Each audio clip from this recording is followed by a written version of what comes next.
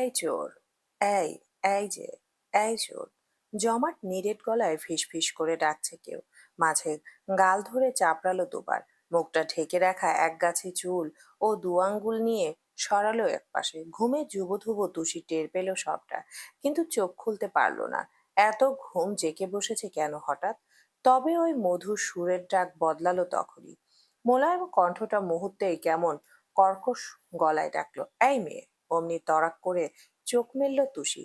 ভয়ার্ত বিভ্রান্ত নয়নজোড়া সোজা গিয়ে বতরালো সামনে ঝুঁকে থাকা পুরুষালী শুভ্র সুন্দর মুখে। চমকে উঠল এক চোট। বালিশে রাখা মাথাটা শক্ত হলো আরো। স্বার্থ ভুরু কুচকে বলল, ঘুম হয়নি? বাজে কটা জানো? 12টা। এত বেলা অবধি কেউ ঘুমায়? অবশ্য যদি রাতে ঘুমান না হতো বা আমি ঘুমাতে না দিতাম তখন এক ব্যাপার ছিল। তা তো হয়নি। তাহলে এত ঘুমানোর মানে কি? তুষির তেলতেলে তন্দা জড়ানো মুখটা গোধূলির মতো লাল হয়ে এলো। লজ্জায় নুইয়ে গেল দুহাত। স্বার্থ সোজা হয়ে দাঁড়ায়। পুরো স্বরে বলে, একজন পুলিশ অফিসারের বউ হয়ে এত পাংচুয়াল হওয়া যাবে না। 7টার মধ্যে বেড ছাড়তে হবে, 8টার মধ্যে ব্রেকফাস্ট, 1টার মধ্যে শাওয়ার, 2টোর মধ্যে লাঞ্চ, আর ঠিক সন্ধ্যার আজান পড়ার সঙ্গে সঙ্গে বই নিয়ে পড়তে বসতে হবে। রাত 9টায় ডিনার, আর রাত 12টা বাজলে আবার বেড। মাথায় ঢুকেছে কিছু? তুষি ঠোঁট হা করে চেয়ে রইল। স্বার্থ নিজের ডান হাতের মগটা এগিয়ে দিল সামনে। নাও। চোখ নামিয়ে এক পল কাপের দিকে দেখলো ও। ভুরুজোড়া আকাশ ছিল অমনি। কফি? এতক্ষণে খেয়াল পড়লো স্বার্থর দুহাতে দুটো মগ কফি। মেয়েটা অবাক হয়ে বলল, কার জন্য? যাকে দিলাম। এটা আপনি হো, আমার জন্য তো? তুষি চোখ মুখ শিথিল হয়ে গেল। এত ভালো লাগার ব্যাপারটা ও এখনো গা থেকে কম্বলই সরায়নি। এর মাঝে বিছানায় কফি এসে গেল, তাও আবার নিজের স্বামীর হাতে বানানো। এটা কপাল নাকি সোনায় বাঁধানো স্বর্গ? কিন্তু ঘাটতারামিতে তুষিও কম যায় না। এত ভালো লাগা আর এই নীরব উল্লাসের একটুখানিও বুঝতে দিল না সে। চুপচাপ কাপ নিয়ে চুমুক দিল, আর মুখটা কুঁচকে বসলো অমনি। ও তেতো। স্বার্থ বলল, তেতো? হাফ স্পুন সুগার দিয়েছি। তো সে আশ্চর্য হয়ে বলল, হাফ মানে অর্ধেক চামচ? আমি এসবের 4 চামচ চিনি খাই। আচ্ছা, তাহলে মুখ দিয়ে এত তেতো কথা বেরোয় কি করে? শুনলে তো মনে হয় করলা ছাড়া কিচ্ছু খাও না। তো সে গাল ফুলিয়ে চাইলো। কিছু না বলে নামতে গেলে বাদ সাধলো স্বার্থ। কোথায় যাচ্ছ চিনি দিতে? এত তেতো খাবো কি করে? না হলে? স্বার্থের গম্ভীর মুখটা পাল্টে গেল অমনি। গালের ভেতর জিভ ঘুরিয়ে হাসলো, বলল, যারা বরকে কাছে ঘেঁষতে দেয় না তাদের কাছে সবই তেতোই লাগে। তুষির কথা হারিয়ে গেল এবার। বিস্মিত হয়ে ভাবলো, এর সাথে কাছে আসার কি সম্পর্ক? স্বার্থ খুব গরম গরম চা কফি খেতে পারে। এই যে, তুষির দুটো চুমুকের মাঝেই চোখের পলকে ও নিজের কাপ খালি হয়ে গেল। কাপ টেবিলে রেখে ভারী লাগেজটা টেনে এনে বিছানায় তুলল সে। ওপরের পকেট হাতিয়ে ব্রাশ, ফেসওয়াশ, তোয়ালে, এমনকি শাওয়ার জেলটা অব্দি বাইরে রেখে বলল, ফ্রেশ হয়ে এসো। ব্রেকফাস্টে কি খাবে? তুমি কি রান্না জানো? তো সে কাচুমাচু করে বলল, ওই মানে না মানে আসলে। স্বার্থ বুঝলো ব্যাপারটা। বলল, এত মানে কি আছে? রান্না জানতেই হবে এমন কোনো কথা নেই। আমিও জানি না। খাবার অর্ডার করব, ফোন নেই। জামিলকেই বলছি কিছু নিয়ে আসতে। তুষি সায় দিতে পারলো না। উল্টে বেজায় মন খারাপ হলো। দাদি কতবার বলতো, বকতো, বারবার চাইতো তুষি একটু রান্না বান্না শিখুক, একটু সংসারী হোক। আর যদিও সব পারতো, ইউষার মতো গুডগার্ল হতো, এখন কি বিটকেলটাকে বাইরে থেকে খাবার আনতে হতো? ওর হাতের তৈরি সুস্বাদু খাবার খেতে পারতো না? মেয়েটাকে ঠায় বসে থাকতে দেখে স্বার্থ গলার জোর বাড়ালো, কি? ফ্রেশ হতে বললাম না? যাচ্ছি। গো ফাস্ট। হঠাৎ এত তাড়াহুড়া কিসের? একবার জিজ্ঞেস করতে চাইছিল তুষি, কিন্তু করলেও বা উত্তর আসবে কিনা সন্দেহ আছে। মাথা ভর্তি প্রশ্ন নিয়ে বিছানা থেকে নামলো সে। জামা কাপড়, তোয়ালের সাথে বাকি সমস্ত জিনিসপত্র হাতে তুলে ওয়াশরুমে ঢুকলো। এই গোটা বিল্ডিংটায় নতুন তোলা হয়েছে, সেজন্য এখনো অনেক কাজ বাকি। ওয়াশরুমের ঝকঝকে টাইলস গুলো দেখেই বোঝা যায় ওরাই এখানকার প্রথম মেহমান। তুষি শাওয়ার ট্যাপ ছাড়লো, দাঁড়ালো নিচে। কিন্তু যখন গোসল শেষে বন্ধ করতে গেলে তখন আর কাজ হলো না। যেদিকেই মুচড়ালো পানির বেগ সেদিকেই বাড়ছে। উল্টে সাবান শ্যাম্পুর ফেনায় ভরে যাচ্ছে ফ্লোরটা। উপায় না পেয়ে দরজায় ছুটে এলো তুষি। ভেজা মাথা বের করে ডাকলো, শুনুন। স্বার্থ রুমে নেই। ও জোরে জোরে ডাকলো, শুনছেন? কোথায় আপনি? ঘরে এসে দাঁড়ালো স্বার্থ। দরজার ফাঁক গলে উকি দেওয়া তুষির মাথাটা দেখে অবাক হয়ে বলল, কি হয়েছে? ও অসহায় মুখ করে বলল, আমি না ট্যাপটা বন্ধ করতে পারছি না। স্বার্থ এগিয়ে আসে, বলে, আচ্ছা বের হও, আমি ভেজা, তাহলে চেঞ্জ করে বের হও। পানিতে সব ভেসে যাচ্ছে, চেঞ্জ করতে গেলেও যে জামা ভিজে যাবে। স্বার্থ ফোঁস করে শ্বাস ফেলে বলল, তাহলে দরজাটা ছাড়ো, আমাকে তো ভেতরে ঢুকতে হবে। 100 মিটার দূরে দাঁড়িয়ে ট্যাপ বন্ধ করার কোনো মন্ত্র আমি জানি না। তুষি কপাল কুঁচকে ঠোঁট উল্টালো। সবসময় তেরা কথা, কিন্তু সরে যাবে কিভাবে? পুরো ভেজা একটা শরীর তো। মেয়েটার দোমনা করে দরজাটা বুকের সাথে চেপে ধরে দেয়ালে সেটে দাঁড়ালো কোনো রকম। স্বার্থ ঢুকলো ভেতরে। শালা ফ্লোর, শাওয়ার জেল আর শ্যাম্পুর ফেনা একাকার হয়ে আছে। জলের উপর ভাসছে কিছু কিছু। পিচ্ছিল বেঁচেতে স্বার্থ এক পা ফেলতেই হড়কে গেল সেটা। যেই পড়তে নিল, উদ্বেগ নিয়ে ধরতে এলো তুষি। তুরন্ত দুটোতে একসঙ্গে ধপাস করে আছাড় খেয়ে পড়লো, পড়ে গেল নিচে। স্বার্থর মাথার পেছনের দিক দ্রিম করে বাড়ি খেলো টাইলসের শক্ত গায়ের উপর। সাথে তীরের বেগে তুষির শীর্ণ শরীরটা দুম করে পড়লো ওর বুকে। পরপর ব্যথার তোড়ে নীল হয়ে গেল ছেলেটা। মুখ চোখ খিচে নিল নিঃশব্দে। চেহারার অবস্থা দেখে আঁতকে উঠল তুষি। ধরফড়িয়ে শুধু ব্যথা পেয়েছেন? স্বার্থর সহ্য ক্ষমতা পাহাড় সমান। এইবারেও একই রকম সামলালো নিজেকে। এক টুকরো দীর্ঘশ্বাস সে ব্যথা মিটিয়ে চোখ মেলে তার চাইলো। তৎক্ষণাৎ সোজাসুজি নজর গিয়ে বিঁধল তুষির চপচপে ভেজা শরীরের কোথাও। চট করে চোখ সরিয়ে বলল, ওঠো। তুষি ব্যাকুল হয়ে বলল, লেগেছে আপনার? ওঠো তুমি। গম্ভীর কণ্ঠের ধার শুনে উঠে এলো মেয়েটা। স্বার্থ তাকালোই না। আগে ট্যাপ বন্ধ করলো, তারপর আরেক দিক চেয়ে বলল, এটা একটু ভেতরের দিকে প্রেস করে ঘোরালেই বন্ধ হয়ে যাবে। তুষি খেয়াল করলো মানুষটার চাহনি এলোমেলো। ওর দিকে ভুল করেও না তাকানোর ইচ্ছে। হঠাৎ কি হলো, মাথায় কিছু ঢুকলো না। ও কি না বুঝে আবারও বুকের ব্যথাটায় জায়গায় আঘাত করে ফেললো। মেয়েটা অধৈর্য হয়ে বলল, আপনার কি বুকে লেগেছে? সরো। তুষিকে একপাশে সরিয়ে পাশ কাটিয়ে যেতে নিলে স্বার্থ। ও উদ্বিগ্ন হয়ে বলল, এরকম করছেন কেন? কিছু তো বলুন, চিন্তা হয় আমার। বোঝেন না? স্বার্থটা পা বাইরে রাখতে গিয়েও থামলো, চাইলো ঘাড় ঘুরিয়ে। তুষির ফোলা মুখের দিকে চেয়ে বাঁকা হাসলো আচমকা। মেয়েটা তবদা খেয়ে বলল, হাসছেন কেন? স্বার্থর ওই শব্দহীন বক্র হাসি বাড়ল। কেমন ফটাফট বলল, তিলটা সুন্দর। চোখের দীঘল কালো পলকগুলো বোকা বোকা ভাবে ঝাপটালো তুষি। বোঝে নিও। বলতে গেল কিসের তিল আরে। স্বার্থ শুনল না, জবাবও দিল না, বেরিয়ে গেল। কিছুক্ষণ হতবুদ্ধি চোখে চেয়ে রইল তুষি। তারপর দরজা চাপালো, তাকালো বেসিনের আয়নায়। ভীষণ লজ্জায় ও সারা শরীর যেন ভস্ম হলো অমনি। হা করে নিজের দিকে আরেকবার দেখলো মেয়েটা। জামা তো ভেজা, সেই সাথে গলা নেমে এসেছে বুকের অনেকটা নিচে। বাম পাশের কালো তিলটা স্পষ্ট সেখানে।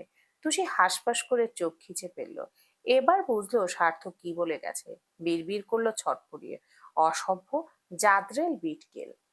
তুষি ওয়াশরুম থেকে বের হলো সময় নিয়ে। অস্বস্তি আর কুণ্ঠায় পুরো শরীর ক্ষয়ে যাচ্ছে। মাথা তুলতেও যেন কষ্ট হচ্ছে। কি একটা কথা বলল তখন! ইস, ছি, নির্লজ্জ লোক। তুষি অমন আনত হয়ে কয়েক পা এগোলো। ঘরে উপস্থিতি টের পেল মানুষটার। চোখের কোণ তুলে চাইলো একটু। অমনি ধক করে উঠল বুকের ধার। একটা সাদা শেরওয়ানি পরে দাঁড়িয়ে আছে স্বার্থ। আঁটোসাঁটো পোশাকে চওড়া কাঁধ, সুঠাম দেহ স্পষ্ট তার। বুক পকেটের কাজটা একটা সোনালী রঙের পকেট, স্কোয়ার 3 কোণা করে ভাঁজ করা। নিখুঁতভাবে সেট করা চুল, হালকা ট্রিম করা দাড়ি। হাতে চকচকে ঘড়ি, পায়ে শেরওয়ানির সাথে ম্যাচিং করা নাগরা। সব মিলিয়ে তুষির মনে হলো ওর শ্বাস আটকে গেছে। মুগ্ধতার আগুনে জ্বলে যাচ্ছে চোখ। সবিস্ময়ে ফ্যালফ্যাল করে চেয়ে রইল ও। পুলিশের ইউনিফর্ম, কখনো ফরমাল স্যুট, কখনো বা শার্ট পরা লোকটার পরনে একটা শেরওয়ানি আজ। সাদা মাঠা পুরুষালী পাজামা। বর্বর চেহারা তার। এর আগে একবার শেরওয়ানিতে দেখেছিল, সেই মিথ্যে বিয়ের সময়। কিন্তু সেদিন তো ভালোবাসা ছিল না, অনুভূতি ছিল না। তাই আজকের মতো বুকের তীব্র কাঁপন ধরতে পারেনি তুষি। যা এইবার পারল। এই যে হৃদয়ের গুপ্ত ঘরে ভীষণ জোরে বাজ পড়লো একটা। এই শব্দের নাম কি দেবেও? স্বার্থের চোখ পড়ল তখনই। নিস্তব্ধ মেয়েটার নিশ্চল চাহনি দেখে ভুরু দুটো গোছালো একটু। তারপর এক পা দুপা করে এসে থামলো সামনে। মিটিমিটি হেসে তুষির বিহব্বল চেহারা দেখলো দুপল। ভুরু নাচিয়ে বলল, বেশি ভালো লাগছে? নড়ে উঠল তুষি। ভাঙলো ধ্যান। নজর সরিয়ে নিল সহসা। পরপর গলা ঝেড়ে বলল, এটা কেন পড়েছেন? স্বার্থ চেয়ে দেখলো তুষির চুলের মাথা ছুঁয়ে টপ টপ করে পানি পড়ছে মেঝেতে। ক্লান্ত শ্বাস টেনে তোয়ালেটা নিয়ে নিল সে। বিভ্রান্ত মেয়েটার পেছনে গিয়ে দাঁড়ালো। ভেজা চুলগুলো তোয়ালে ছোঁয়াতেই বিস্ময় ভীতিতে হয়ে পড়ল তুষি। ঘুরে তাকাতে চাইলেও স্বার্থ মাথাটা শক্ত করে চেপে রাখলো। চুল মুছতে মুছতে বলল, চুল ঠিক করে শুকাতে পারো না? একটা ট্যাপ বন্ধ করতে পারো না? পারো কি শুধু চুরি করতে? তুষি গাল ফুলিয়ে বলল, আমি কি এখন আর চুরি করি? সব সময় এই এক খোঁটা দিচ্ছেন কেন? স্বার্থর গলায় ভীষণ তেজ। আমার ইচ্ছে 10 বাচ্চার মা হয়ে গেলেও তোমাকে আমি চোরই বলবো। তুষি চুপ করে থাকে। পরপরই মিনমিন করে বলে, আপনি হঠাৎ শেরওয়ানি পরেছেন কেন? স্বার্থ কাঁধ টেনে ওকে নিজের দিকে ফেরালো। পাল্টা প্রশ্ন করলো, শাড়ি পরতে পারো? হ্যাঁ। তোমার কি কানে ব্যাঙ ঢুকেছে? সব কথা দুবার বলতে হয়? তুষি চোখ নামিয়ে নেয়। ও বলল, ওখানে বেনারসি আছে, পরে আমাকে ডাকো। আমি বাইরে আছি। তুষি অবাক হয়ে বলল, বেনারসি পরবো কেন? আমি শেরওয়ানি পরেছি বলে। কিন্তু শেরওয়ানি কেন পরেছেন? তুমি বেনারসি পরবে বলে। তুষি নাক ফুলালো। এসব কেমন উত্তর? স্বার্থ ব্যস্ত বেশ। নিজেই বেনারসি এনে বলল, তুমি পরবে না আমি পরাবো। তুষি বিরক্ত চোখে চেয়ে থাকে। ঘাওড়ালো। একটা জবাবও দিচ্ছে না, অথচ নিজের মর্জি মাফিক হুকুম করে যাচ্ছে। স্বার্থ এত ধৈর্য হলো না। দুম করে হাত বাড়ালো ওর গায়ের ওড়নার দিকে। তুষি ছিটকে সরে গেল অমনি। হড়বড়িয়ে বলল, আমি পারবো আমি পারবো। গুড। ও বের হতে নিয়েও থামলো ফের। কড়া কণ্ঠে বলল, দরজা আটকে বসে থাকার চিন্তাও করো না। এরকম দরজা এক লাথিতে ভাঙার রেকর্ড আছে আমার। তুষি থমথমে গলায় বলল, ঠিক আছে ঠিক আছে, এত হুমকি দিতে হবে না, যান আপনি। স্বার্থ নিজেই লক টিপে দেয়। তুষি তাও সিটকিনিটা তুলল। লোকটা ও আর লোকটাকে ও আর এক আনাও বিশ্বাস করে না। ইদানিং মাথায় ছিট উঠেছে, যদি শয়তানি করে ভেতরে চলে আসে। তারপর সময় কাটলো কিছু।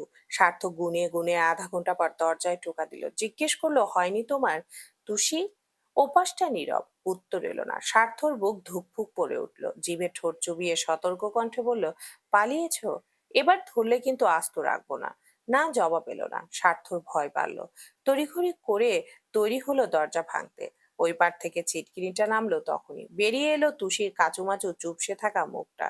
স্বার্থ থমকে কিছু বলতে গেল। খেয়াল পড়লো ওর বেশভূষায়। শাড়িটা দড়ির মতো গায়ে পেঁচিয়ে রেখে বড় নিষ্পাপ গলায় বলল, আমি না শাড়ি পরতে পারি না। অনেকক্ষণ চেষ্টা করলাম, কিছুই হলো না। কোন মাথা কোন দিকে গুজবো বলুন তো? ওই মেয়েই থাকা চোখ মুখ দেখে স্বার্থ আর হম্বিতম্বি করলো না। ফোঁস করে শ্বাস ফেলে বলল, আই নিউ ইট। জানতাম আমি। কিভাবে জানলে? তুমি যে একটা আমড়া কাঠ, কে না জানে। তুষির মুখ কালো হয়ে গেল। স্বার্থ থুতনিতে ঘষতে ঘষতে দেখলো শাড়িটা। সচকিত বলল, ইউটিউব। চটপট সে টেলিভিশন ছাড়লো। শাড়ি পরানোর ভিডিওগুলো থেকে বেছে বেছে একটা ধরলো সেখানে। তুষি তাজ্জব হয়ে বলল, ইউটিউবে শাড়ি পরানো শেখায়? বাহ। স্বার্থর মনোযোগ তখন স্ক্রিনে। মেয়েটা যেভাবে যেভাবে পরানো দেখাচ্ছে সেভাবেই তুষিকে ঘুরিয়ে ফিরিয়ে শাড়িটা পরালো সেও। কুচি সেট করতে গিয়ে একচোট যুদ্ধ শেষ হলো।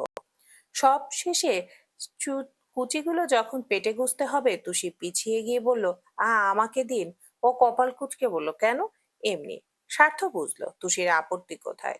কিন্তু এই পর্যায়ে গতকালকের ভালো মানুষইটা আর দেখাতে পারলো না। ঝট করে দাপুটে হাতে কুচিটা টুসির পেটের ভাঁজে গুজে দিল সে। আরো ইচ্ছে করে পোগারো ভাবে আঙ্গুল ছোঁয়ালো সেখানে। ওই ভীষণ জটিল স্পর্শে স্তব্ধ চোখে তাকালো তুষি। ভোরকে বলল, আমি তো বললাম আমাকে দিতে, কিন্তু আমি শুনিনি। কাল মানা করেছো শুনেছি, নিজেকে সামলেও নিয়েছি, কিন্তু এসব হবে না তুষি। এরকম ফালতু ডিস্টেন্স রাখতে পারবো না আমি। তুষি চটে বলল, এগুলো বুঝি খুব ভালো কাজ করছেন? মানা করার সত্ত্বেও যারা ছয় তাদের চরিত্রহীন বলে। স্বার্থ ভুরু নাচালো। আচ্ছা। তুরন্ত ঝট করে মেয়েটার সরু কোমরে হাত রেখে একটান মারল সে। তুষির শীর্ণ দেহ সহসা এসে ঠুকলো ওর বুকের সাথে। মেয়েলি হকচকানো দৃষ্টিতে চেয়ে স্বার্থ সোজা সাপটা বলল, তোমার কাছে আমি পৃথিবীর সবচেয়ে চরিত্রহীন পুরুষ হতে চাই। সবচেয়ে বাজে নজরে আমি দেখতে চাই তোমাকে। সব থেকে জঘন্যভাবে আমি ছুতে চাই তোমায়। এতে তুমি যা ইচ্ছে আমাকে বলো, আমার কিছু যায় আসে না। তুষির বুকের গতি সরব। খুব করে চাইলেও কথা বলতে, কিন্তু স্বার্থের ভারী শ্বাস প্রশ্বাসের তপ্ততায় ও জিভটাই নাড়াতে পারল না। বরং চোখ নামতে এক আঙ্গুল দিয়ে ফের ওর নিচু জীবও কুচুতে তুললো স্বার্থ। বলল, তুমি আমার স্ত্রী তুষি, আমার বিয়ে করা বউ। আমি কেন তোমায় ছুবো না? আমার যেভাবে ইচ্ছে হবে, যেখানে ইচ্ছে হবে আমি সেখানে ছোবো। যতক্ষণ মন চাইবে ততক্ষণ ছোবো। তোমাকে আদরে আদরে শেষ করে দেওয়ার পূর্ণ অধিকার আমার আছে। তুষি খুব বেগ নিয়ে কটা লাইন বলল, না নেই। আমি কিন্তু বিয়েটা মন থেকে করিনি। আপনি যেমন প্রথমে আমাকে বউ বলে মানেননি, ঠিক তেমন করে আমিও মেনে নিইনি কিছু। আচ্ছা, আপনার কি আমায় শুধু ছুতেই ইচ্ছে করে? কেন, নিয়ন্ত্রণ থাকে না? মেয়ে দেখলে আপনাদের সবারই এরকম হয়, তাই না? স্বার্থর চিবুক বদলে গেল সহসা, অথচ চোয়ালের হাড় ভাসিয়েও হাসলো সে। শান্ত চোখে বলল, এসব বলো না বাবু, মাথা গরম হয়। তুষি ভ্যাবাচাকা খায়, গুলিয়ে যায় আবারও। স্বার্থ বলল, যাগ্গে এসো, সময় খুব কম। মেয়েটার হাত ধরে সোজা বিছানায় এনে বসালো সে। তুষির চোখে গাঢ় বিভ্রম নামলো। স্বার্থ লাগেজ থেকে কিছু জিনিসপত্র বের করলো এবার। গোল পাউচটার চেন খুলতেই হতবাক হয়ে গেল তুষি। সাজগোজের জিনিসপত্র গয়না দেখে বলল, এগুলো কে কিনলো? শরীফের বউকে দিয়ে কিনিয়েছিলাম। বলতে বলতে মেয়েটার সামনে বসলো সেও। তুষি আশ্চর্য হয়ে বলল, কি হবে এসব দিয়ে? সাজবে? এখানে আসলে হচ্ছেটা কি বুঝবে একটু পর। সার্থক হাত ডলতে ডলতে মেকআপের জিনিসগুলো দেখছে, কোনটা কোথায় মাখে। ও নিশ্চিত এসব তুষি নিজেও জানে না। পাটিতে তো ঠোঁট আর ঠোঁটের লিপস্টিকই ওর চোখে লেগেছিল। কি নেশার মতো রং, যেন চেঁচিয়ে চেঁচিয়ে বলছে, মিস্টার স্বার্থ আবরার, কিসমি নাও। এছাড়া আর কিছু মেখেছিল মুখে? কোনটাই না, কোনোটাই না বুঝতে পেরে হাল ছেড়ে দিল স্বার্থ। পাতা থেকে একটা ছোট্ট টিপ টেনে তুষির কপালে পরিয়ে দিল। তারপর দু আঙ্গুলে গাল চেপে লিপস্টিকটা ঘুরিয়ে ঘুরিয়ে মেখে দিল ঠোঁটে। তুষির মনে হলো ও পৃথিবীতে নেই, বিস্ময়ে বিস্ময়ে মরে ভূত হয়ে যাচ্ছে। চোখ দুটো বড় বড় করে সামনের মানুষটাকে কেবল দেখলই সে। স্বার্থ চিরুনি নিয়ে পেছনে বসলো, চুলের গোছা এপাশ ওপাশ করে কপাল চুলকে বলল, চুল কিভাবে বাঁধে? তুষি গোমরা মুখে বলল, থাক, এত আদিক্ষেতা দেখানোর দরকার নেই, আমারটা আমি করে নেব। কথা কম, কিভাবে করব? আপনি এরকম গদগদ করবেন না। আমি কিন্তু কিছু ভুলিনি। আপনাকে দেখলে এখনো আমার গা জ্বলে যায়। জ্বলুক, যাকে দেখে যার জ্বলবে সেই তার কাছে। তুষি আর কথা খুঁজে পেল না, ঠোঁট গোজ করে রাখলো। স্বার্থ বিফল হয়ে বলল, চুল বাঁধতে হবে না, খোলা থাকুক। একটা ছোট্ট চিকন নেকলেস ছিল বেনারসির সাথে ম্যাচিং করে কেনা। তুষির পিঠ থেকে চুল সরিয়ে নেকলেসটা নিজেই পরিয়ে দেয় স্বার্থ। তুষি শক্ত হয়ে শ্বাস বন্ধ করে রাখলো। স্বার্থ ঠান্ডা হাত যতবার ওর গলায় ঘাড়ে লাগছে, ততবার মানুষটার নিঃশ্বাস ছুঁয়ে যাচ্ছে ওর শরীর, ততবার কেমন যেন উদ্বেগের যন্ত্রণায় শেষ হচ্ছে। আর ঠিক তক্ষুনি ওই উদ্বেগ আরো শতগুণ বাড়িয়ে দিল স্বার্থ। পেছন থেকে ঝুঁকে এসেই চট করে গলার খাঁজে ঠোঁট বসিয়ে দিল। একটা গভীর চুমুর স্পর্শে তুষির বুক ছলকায়, মুঠোতে শক্ত করে খামচে ধরে শাড়ির পার। স্বার্থর এই স্পর্শের রেশ বাড়ল না, সরে গেল। কিছু হয়নি এমন ভাব করে এসে বসলো ফের সামনে। দুমুঠো পাথরের চুড়ি বের করে একটা একটা করে তুষির দুই হাতে পরালো। তুষি মানুষটাকে চিনতেই পারলো না। মনে হলো ওর জন্ম হলো আজকে। আর চোখ ফেটে একটা নতুন পুরুষ দেখলো সে, যে ওকে ভালোবাসতে চাইছে, চাইছে ওর যত্ন করতে। স্বার্থ তখনই বলল, চোখ বন্ধ করো। কি? চোখটা বন্ধ করো কেন? ও চশচক শব্দ করলো। তুষি জিভে ঠোঁট চুবিয়ে চোখটা বুঝলো হালকা। টের পেল স্বার্থ নাকের ডগা ছুঁয়েছে, কিছু একটা রেখেছে সেখানে। পরপর জোরসে কিছু একটা সূচের মতো বৃত্তে আর্তনাদ করে উঠল, আয়া মাগো! স্বার্থ দ্রুত হাত সরিয়ে ফেললো। তুষির চোখে জল জমে গেছে, নাক লাল হয়েছে একটু, ব্যথায় জায়গাটাও ছুতেই পারলো না। তবে যতটুকু বুঝলো, স্বার্থ নাকফুল বসিয়েছে এখানে। তুষি দুর্বলের মতো কিছুক্ষণ মাথা হেলিয়ে রাখলো পেছনে। স্বার্থ এবার গুরুতর হলো, গাল ছুঁয়ে বলে, বেশি লেগেছে? আপনি কি করতে চাইছেন বলুন তো? এসব গয়নাগাটি, নাকফুল, এগুলো পরাচ্ছেন কেন? নাকফুল না পরলে বউ বউ লাগে না। এই তো, এখন দেখেই মনে হচ্ছে তুমি আমার বউ। একদম মিসেস স্বার্থ আবরারের চিহ্ন পড়ে গেল। তুষি একটা তর্কে যেতে চাইছিল, কিন্তু শক্তিতে পারলো না। চুপ করে বসে রইলো তাই। স্বার্থ সবশেষে পাতলা জর্জরের ওড়নাটা বসিয়ে সিথি অব্দি ঢেকে দিল ওর। কপাল পর্যন্ত নামিয়ে এনে বুক ভরে শ্বাস নিল। ঠোঁটের কোণে স্বচ্ছ নির্ভেজাল একটা পাতলা হাসি ঝুলিয়ে বলল, ইউষা যেদিন প্রথম তোমাকে একটা লাল রঙের শাড়ি পরিয়ে আমাদের সবার সামনে এনে দাঁড় করিয়েছিল, সেদিন আমি শুধু একবার তাকিয়েছিলাম। অথচ ওই একটু তাকানোতেই আমি সে রাত এক ফোঁটাও ঘুমাতে পারিনি।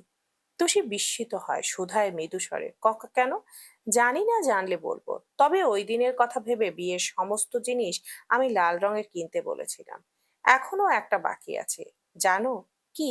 উত্তর হিসেবে আলতার কোটা হাতে নিতে নিতে দেখে তুষি আকাশ থেকে পড়লো এবার। স্বার্থ ওর একটা পা টেনে নিজের কোলে নিতে আরো চমকে গেল মেয়েটা। তাকালো হতবিহ্বল চোখে, কিছু বলার আগে পুরো পাটা আলতা দিয়ে ভরিয়ে ফেললো স্বার্থ। টুসি বোকার মতো ফ্যাল করে দেখে গেল সব। বউয়ের সাজে এক তরুণীকে শেরওয়ানি গায়ে জড়ানো আরেক পুরুষ নিজ হাতে পায়ে আলতা পরিয়ে দিচ্ছে। এই দৃশ্য সামনাসামনি কত সুন্দর হবে কে জানে। দুটো ফর্সা মসৃণ পা টকটক করছে আলতার রঙে। হয়তো খুব নিখুঁত ভাবে পরানো হয়নি একটু এবড়ো থেবড়ো লাইনগুলো, কিন্তু সৌন্দর্য বা যত্ন যে কম নেই এখানে। আজ সার্থকে দেখে মনে হচ্ছে স্কুলের ফার্স্ট বেঞ্চে বসা সেই মনোযোগী ছাত্র, যার মন চোখ যোগ ব্ল্যাকবোর্ডের লেখা থেকে এক চুলো এধার ওধার হয় না। আলতার রং কফোটা ওর শেরওয়ানিতে লেগেছে, লেগেছে হাতের তালুতেও। তাও কোলের উপর রাখা স্ত্রীর পেল্লব পায়ে সবটুকু নিবেশন তার। কপালে দুটো ভাঁজ, তীক্ষ্ণ দৃষ্টিতে তীক্ষ্ণতা। নিচের ঠোঁটটা গিয়ে বসেছে উপরের ঠোঁটের তলায়। সামনে বসা তুষির চোখ, দু চোখ ছাপানো অবিশ্বাস ও দিব্যি এসব তলমারিয়ে নিল। সে কখন থেকে বিস্ময়াভিভূত চোখে চেয়ে আছে তুষি, বুঝতেই পারছে না এগুলো সত্যি বা স্বপ্ন কিনা। ও কি ঘুমাচ্ছে? এমন আশ্চর্য সুন্দর কিছু মুহূর্ত কি আদৌ জেগে দেখা সম্ভব, ঘটা সম্ভব বাস্তবে? চোখ মেলে চাইতেই এই সুন্দর ঘুমটা ভেঙে যাবে নিশ্চিত। না হলে এসব কি করে সত্যি হয়? তুষি দোটানায় ভুগলেও হৃদয়ের চারপাশে সব মানল না। কেমন যন্ত্রণার কবলে মুচড়ে উঠল সব। না চাইতেও পেয়ে যাওয়া এই অপ্রত্যাশিত সুখের তোড়ে চোখ দুটো প্রচন্ড জলে ভরে গেল। ঠোঁট ভেঙে ফুপিয়ে উঠল সে। সেই শব্দ শুনে চকিত পাশ ফিরল স্বার্থ। তুষি মাথা নুইয়ে দৃষ্টি লুকাতে চায় তার নীরব কান্নাতে। স্বার্থর চিবুক শীতল হলো অমনি। খুব নিবিড় গলায় বলল, আমি ছুলে কি খুব বেশি খারাপ লাগছে তুষি? টলমলে চোখে চাইলো মেয়েটা। কখন বললাম? তাহলে কাঁদছো কেন? তুষি কবজি দিয়ে চোখ ডলে মুছলো, নাক টেনে বলল, মন চাইছে তাই কাঁদছি। আপনার মন যা চাইবে সবসময় কি শুধু তাই হবে? আমার মন নেই। এই যে এখন এসব হাবিজাবি পাগলামো করছেন কেন? এই আলতা শাড়ি চুড়ি এসব পরে কোথায় যাব আমি? উত্তরের পিঠে নিঃশব্দে হাসলো স্বার্থ। অমন নিচু স্বরেই বলল, আমার পাগলামির তুমি এখনো কিছুই দেখোনি। কিচ্ছু না, এক ফোঁটাও না। একটা ছেলে বউয়ের জন্য কি মাত্রা অতিরিক্ত পাগল হতে পারে সেটা আমি এবার সবাইকে দেখাবো। তুষি হতবাক হয়ে বলল, মানে? কিসের মানে? আপনি আপনি আমার জন্য পাগল হবেন কেন? আমার প্রতি না আপনার অনুভূতি নেই? স্বার্থ কাঁধ উঁচিয়ে বলল, এখন আর কি করার, বিয়ে যখন হয়েইছে মেনে নিতে হবে না? তুষির মেজাজ চটে যায়, একটানে পা নিয়ে আসে নিচে। ফোলা গাল দুটো দেখে স্বার্থ দুষ্টু হাসলো, বলল, রাগ হচ্ছে? আপনি আমার সাথে কথা বলবেন না তো? আপনাকে আমার সহ্যই হচ্ছে না। ও, কি ও? ও মানে কি? ও মানে অয়ন। তুষি বিস্ফোরিত চোখে বলল, কি? আবার? আপনি বারবার অয়ন অয়ন করেন কেন? আমি কি একবারও আইরিনের নাম বলেছি? বলবে কেন? আমি তো আর আইরিনকে বিয়ে করার জন্য লাফাইনি। বিয়ের জন্য লাফাবেন কিভাবে? যা লাফানোর তা তো পার্টিতেই লাফিয়েছেন। স্বার্থ বিড়বিড় করে বলল, পার্টিতে শুধু লাফাইনি, ঠেলে পানিতে ফেলেও দিয়েছিলাম। তুষি সতর্ক চোখে চাইলো অমনি। এই ঘটনা ও জানে, ইউসান মুখে শুনেছে, কিন্তু আজ স্বার্থর থেকে শোনার লোভ সামলাতে পারলো না। জিভে ঠোঁট ভিজিয়ে বলল, কেন ফেলেছিলেন? আপনার তো হবু বউ, তার সাথে কেউ এমন করে? স্বার্থ বাঁকা হেসে ভুরু উচালো, কি শুনতে চাইছো? তোমাকে ফেলেছিল বলে আমি ওকে ফেলেছি? মেয়েটা থতমত খেয়ে বলল, তা কখন বললাম? স্বার্থ আর কথা এগোলো না। উঠে বিছানার জিনিসপত্র ফের ভরে রাখলো ব্যাগে। গোটা রুমে এক চক্কর দেখলো ওদের কি কি পড়ে আছে। সব গুছিয়ে চেন টেনে লাগেজ দাঁড় করিয়ে দম ফেললো আস্তে। পরপর ঘাড় ভেঙে ফিরে চাইলো পেছনে। তুষি তখন একটা জড়বস্তুর মতো চুপ করে বসে আছে। দু হাঁটু বুকে চেপে জড়সড় হয়ে বসা এক পুতুল যেন। একটা লাল টুকটুকে শাড়ির সাথে চিকন নেকলেস গলায়, মাথায় ঘোমটা, হাতে চুড়ি, কপালে টিপ, চোখের কোণ কাজল, ঠোঁটে অল্প লিপস্টিকের এই সুরূপা কি স্বার্থর বুকের বাঁ পাশটায় জং ধরিয়ে দিতে যথেষ্ট না? হঠাৎ শান্ত পায়ে এগিয়ে এলো সে। তুষির নিচু থুতনিটা এক আঙ্গুলে উঁচু করে তুললো। চোখে চোখ পড়তেই ভেতর ভেতর মিইয়ে গেল তুষি। কিছু বলার আগে হুট করে তার চোখের কোণ থেকে একটু কাজল নিয়ে সার্থক কানের পেছনে ছুঁয়ে দেয়। তুষি হতভম্ব হয় কিছুটা।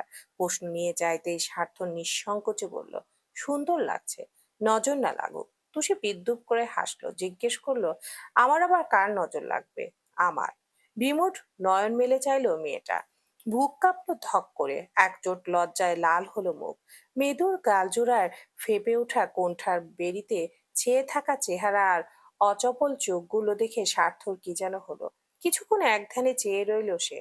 আস্তে ধীরে বদলালো সেই তাকানোর ধরন। একবার জোরে শ্বাস ফেলে ঝট করে সামনে এসে বসলো স্বার্থ। তুষি কিছু চমকালো তাতে। নরম গতিতে নড়ে উঠায় বড় বড় চোখ মুখ তুলে চাইলো। স্বার্থর হাতটা চট করে ওর ঘাড়ের ভাঁজে ঢুকলো, টেনে আনলো মাথাটা। তারপর কথা নেই বার্তা নেই, দুরন্ত গতিতে একটা চুমু খেয়ে ফেললো ঠোঁটে। চোখটা তুষির আরো প্রকট হয়, শ্বাস আটকে যায় গলার কাছে। ছটপট করবে ভাবলো, পূর্বেই ছেড়ে দিল স্বার্থ। তুষি হকচকিয়ে চেয়ে রইলেও নির্লজ্জের মতো ঠোঁট কামড়ে হাসলো ছেলেটা। যেন এই ছোঁয়া তার অধিকার, তার একান্ত দাবি। ডোরবেল বাজলো তখনই। স্বার্থ ব্যস্তভাবে উঠে গেল খুলতে। যেন কে না কে এসেছে। তুষি কিছু বলতেই পারলো না। বোকার মতো চোখের পাতা ঝাপটে ঝাপটে চেয়ে রইল চওড়া পিঠের ওই মানুষটার দিকে। শোবার ঘরের দরজা খোলা থাকলে সোজা সদরও দেখতে পাওয়া যায়। খাটে বসে একটু মাথা ঝুঁকিয়ে তুষি দেখলো স্বার্থ ছিটকিনি নামিয়েছে। লক ঘোরাতেই ওপাশে চেনা একটা মুখ দেখা গেল। দুহাত ভর্তি স্যাকেট নিয়ে দাঁড়িয়ে আছে জামিল। অমন বাহু বাড়িয়ে বন্ধুকে জড়িয়ে ধরলো সে। টেনে টেনে বলল, হ্যাপি হ্যানিমুন মাই পা। না না না, ভালো হয়ে গেছিস, ওসব ডাকা যাবে না। স্বার্থ বন্ধুকে এক হাতে ধরলো জড়িয়ে। তবে ওর নজর পড়লো পেছনে থাকা আরো একটি মানুষের। পিঠে কালো বড় ব্যাগ, হাতে ক্যামেরা। চোখে চোখ পড়তে ছেলেটা মাথা ঝাঁকিয়ে বলল, হ্যালো স্যার, আমি শান্ত, আসুন। জামিল বলল, আমার কাজিনের বিয়ে হলো না কদিন আগে, সব ছবি ও তুলছিল। নিখুঁত হাত। তুই ফটোগ্রাফারের কথা বলতে ওকে ডিরেক্ট ওর বাসা থেকে তুলে এনেছি। স্বার্থ বলল, বসুন। বসলো শান্ত। এদিক ওদিক তাকালো একবার। জামিল প্যাকেটগুলো বাড়িয়ে দিয়ে বলল, সকাল থেকে তো খাসনি, কত কি আনিয়ে রাখলাম এখানে, কিছুই তোদের কাজে লাগলো না। যাকে, তোকে শেরওয়ানিতে কি লাগছে ভাই, অস্থির। তুষি কোথায়? রুমে। নর্মাল? আমার বকি অ্যাবনর্মাল? জামিল হো হো করে হেসে উঠল। বন্ধুর কাজ চাপড়ে বলল, দুদিনেই ভালোই প্রেমে মজেছিস দেখি। ভালো ভালো, কিন্তু ও বাড়ির অবস্থা?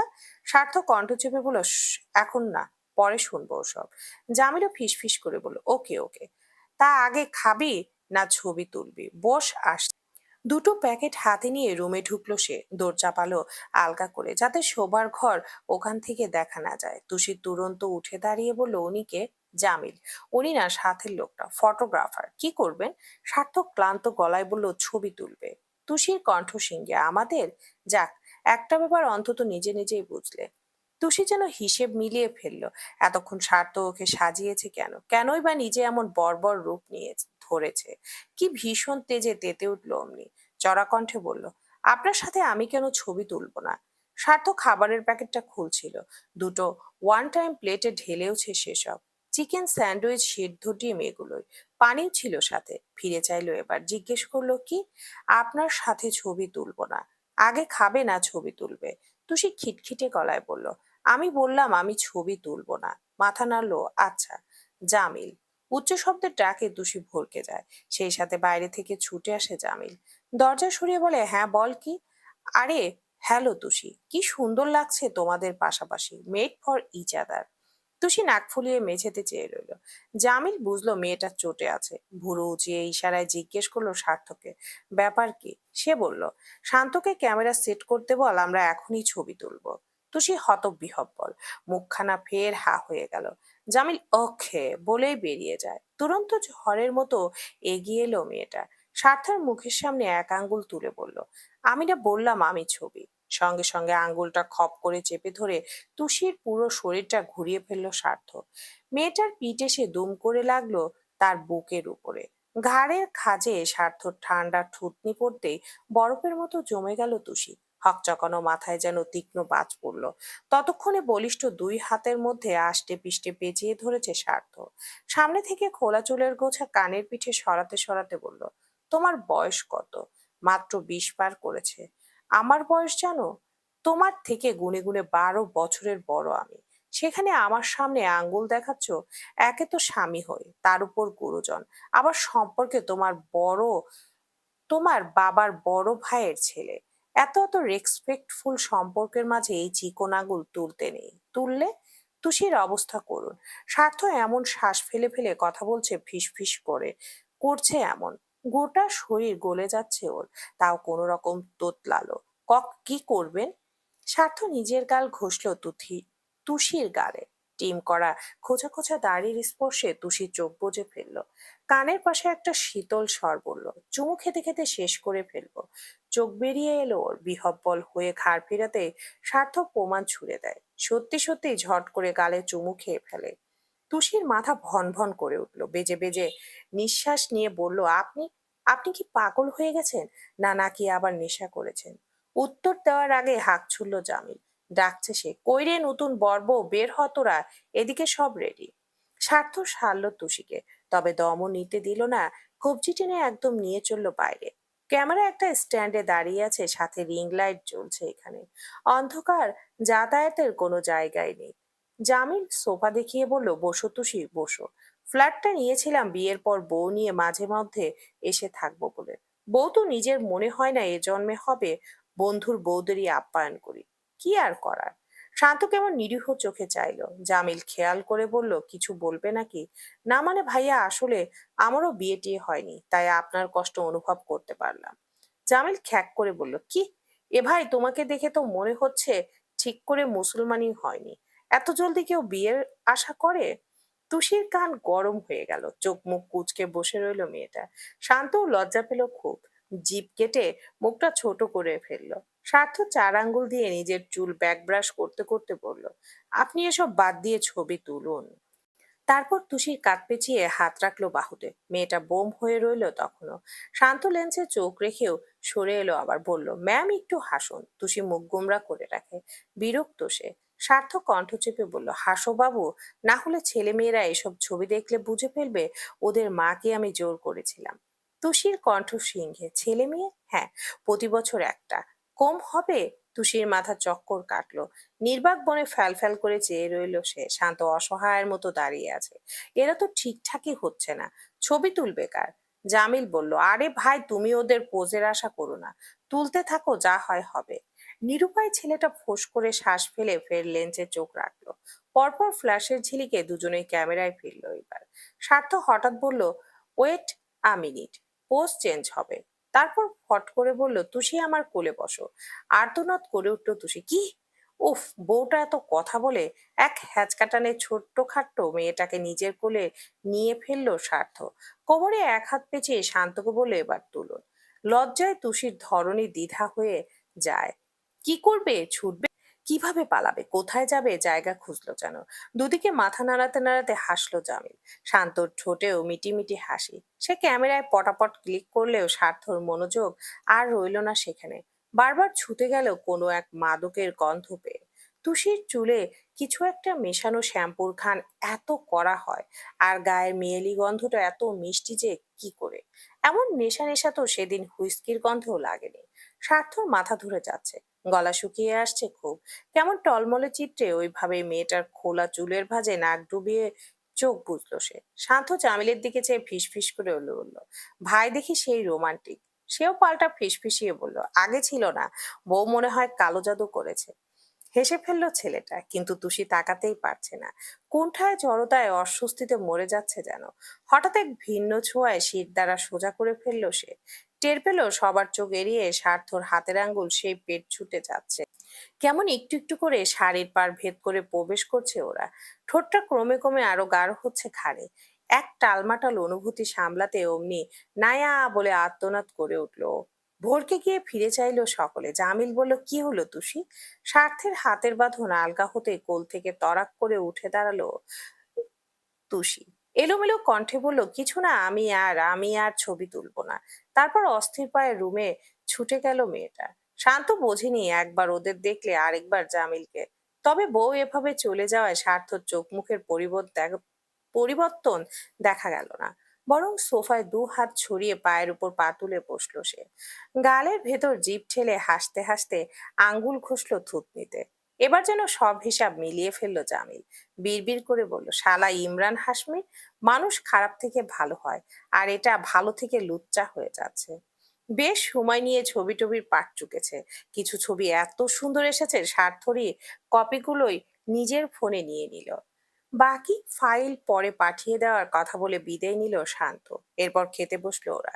তুষি লজ্জায় তখনও ধাতস্থ হতে পারেনি। কি এক মুসিবত যে খাড়া হলো ঘাড়ে। যাকে চেয়েছে নিজের সবটুকু দিয়েই চেয়েছে, সে এখন কাছে আসতে চাইলেও নিতে পারছে না কেন। একটুখানি ছুলেও কেন এমন দম বন্ধ হয়ে যায়। তুষি সেই যে চেয়ারে বসেছে এখনো মাথা তোলেনি, কিন্তু প্লেটে শুকনো স্যান্ডউইচ দেখে ঠোঁট উল্টে গেল। মিনমিন করে বলল, আর কিছু নেই? না মানে এমন শুকনো শুকনো খাবার খেতে পারি না। জামিল মায়া মায়া মুখ করে বলল, আহারে থাক, আজ একটু কষ্ট করে খাও তুষি। এখান থেকে খাবারের দোকান অনেক দূরে, অর্ডার করলেও আসতে সময় নেবে, খেয়ে নাও। এরপর কয় বেলা যে না খায় থাকতে হয় কে জানে। ও বুঝতে না পেরে বলল, কেন? বাড়ি যেতেই একের পর এক যা বোম পড়বে মাথায়, সামলে উঠতে সময় লাগবে না? তুষি আশ্চর্য হয়ে সার্থর দিকে ফিরল। কবে যাব বাড়িতে? সে বলল, এক্ষুনি। আরো বিস্মিত হলো তুষি, কিন্তু আপনি যে বলেছিলেন এখানে থাকবো কদিন। সার্থক প্লেট থেকে চোখ তুলে চাইলো, তুমি চাইছো থাকতে? জামিল ওদিকে তাকাতো। ভদ্র ছেলের মতো জামিল পেছন দিকে ফিরল। সার্থ সঙ্গে সঙ্গে ঠোঁটটা তুষির কানের পাশে এগিয়ে এনে বলল, এখানে যত থাকবো তত তোমার বিপদ। আমার থেকে বাঁচতে চাইলে তোমার এই মুহূর্তে বাড়িতে যাওয়া উচিত। বিকট চোখে ঢোক গিলল তুষি। জামিল বলল, হয়েছে, ফিরবো। স্বার্থ বলল, হো। ও ঘুরে বসলেও ঠোঁটের চাপা হাসি কমেনি। বোকা তো আর নয়, কিন্তু তুষির গলা দিয়ে আর খাবার নামলো না। ভীষণ চিন্তায় রুহু অব্দি ছটফট করে উঠল। এখন বাড়ি গিয়ে কি কি পরিস্থিতির সম্মুখীন হতে হবে কে জানে। জামিল তখনই বলল, স্বার্থের বুদ্ধি দেখেছো তুষি? বিয়ে করে এক রাত বাইরে থেকে এখন আবার বর্বর সেজে ফিরে যাচ্ছে। তোমাদের এই রূপ দেখে অয়নটা আমেনার মা বলে চিৎকার করে না উঠলেই হয়। অয়নের নাম শুনতেই তুষি হাঁসফাঁস করে ওঠে। বাড়িতে কি কি হয়েছে, ইউষার সাথে বিয়েটা হলো তো, দাদি করতে পারলো কাজটা, সে আবার টেনশনে বসে নেই তো, নাকি ওকে না পেয়ে কান্না জুড়ে দিয়েছে। এত এত প্রশ্নে তুষি মনে চেপে বসতে পারলো না। যদি জামিল কিছু জানে সেই আশায় রয়েস হয়ে বলল, বাড়ির ব্যাপারে আপনি কিছু জানেন জামিল ভাইয়া? ও মাথা নেড়ে নিষ্পাপ মুখে বলল, না তো। কাল তোমাদের বিয়ের পর আমি বাড়ি ছেড়ে বাড়ি চলে গিয়েছিলাম, আর বের হইনি। আজ স্বার্থ টেলিফোন করতে সোজা এখানে চলে এলাম। কেন বলো তো? উহু, এমনি। স্বার্থ খোঁচা মেরে বলল, অয়নের জন্য চিন্তা হচ্ছে। ক্লান্ত চোখে চাইলো তুষি, তবে চ্যাটাং চ্যাটাং করে বলল, না, আপনার আইরিনের জন্য হচ্ছে। সে তো আপনার জন্য উন্মাদ, কি কি না করলো আপনাকে পেতে। এখন যদি জানতে পারে আপনার বিয়ে হয়ে গেছে, তাও আবার একটা বস্তির মেয়ের সাথে, যাকেও দু চোখে দেখতে পারে না, কি হবে? মনে হয় ওখানে জ্ঞান হারিয়ে পড়ে যাবে, তাই না? জামিল নাড়ল, কথাটায় সহমত সে। স্বার্থ থমথমে গলায় বলল, আইরিনকে জড়িয়ে আমাকে কিছু বলবে না। তাহলে আপনিও অয়ন ভাইকে জড়িয়ে আমায় কিছু বলবেন না। উনি অন্তত ভালো, উনি অত্যন্ত ভালো উনি অন্তত ভালো মানুষ। স্বার্থ কিছুক্ষণ ঠান্ডা চোখে চেয়ে রইল। পরপর খাবারের প্লেটটা ঠেলে দিয়ে উঠে দাঁড়িয়ে বলল, আমি জানি ও ভালো, কিন্তু ওর কোনো প্রশংসা আমি তোমার মুখ থেকে শুনতে চাই না। শুধু ও কেন, পৃথিবীর কোনো পুরুষের প্রশংসায় তুমি আর করবে না Tushi. This is the first and last warning. স্বার্থ চলে গেল। তুষি আহাম্মক বনে বলল, এত রেগে গেলেন কেন? জামিল হাসে, ঘাড় ঝাঁকিয়ে বলে, জেলাসি ওভারলোডেড। এই জেলাসি থেকেই বেটা প্রেমে পড়েছে, বিয়ে করেছে। সাবধান। পাক্কা 2 ঘন্টা লাগলো ওদের উত্তরা পৌঁছাতে। জামিল আসেনি, আসার কথাও নয়। অন্যর পারিবারিক ব্যাপার স্যাপারে যত কম জড়ানো যায় তত ভালো। তবে জামিলের গাড়িতেই তুষিকে নিয়ে বাড়ির সদরে এসে থেমেছে স্বার্থ। জানালা থেকে বের হওয়া তার মুখটা দেখে দারোয়ান অতি সত্বর গেট খুলে দিলেন। হড়বড়িয়ে বললেন, মেজো বাপে, কই আসিলেন কালকা? কাজে ছিলাম। লনের দিকে গাড়ি নিতে নিতে দুটো শব্দ বলে গেল সে, কিন্তু হুইল থেকে হাতটা ফসকে যাচ্ছিল বারে বারে। কেমন অস্থির লাগছিল সবকিছু। গাড়ি থেকে নামার পর যার রেশ আরো বাড়লো। মরুর মতো খড়খড়ে লাগলো বুকের ভেতরটা। একপল আর্ত চোখে পাশে দাঁড়ালো তুষির দিকে দেখলো সার্থ। মেয়েটার মুখ দ্বিগুণ ফ্যাকাশে হয়ে আছে, আর কপায়ে এগুলো বাড়ির মূল দরজা ছোবে ওরা। ভেতরে কি অপেক্ষা করছে কে জানে। হঠাৎ হাতের আঙ্গুলে একটা শক্ত খসখসে হাতের ছোঁয়ায় নড়ে উঠল তুষি।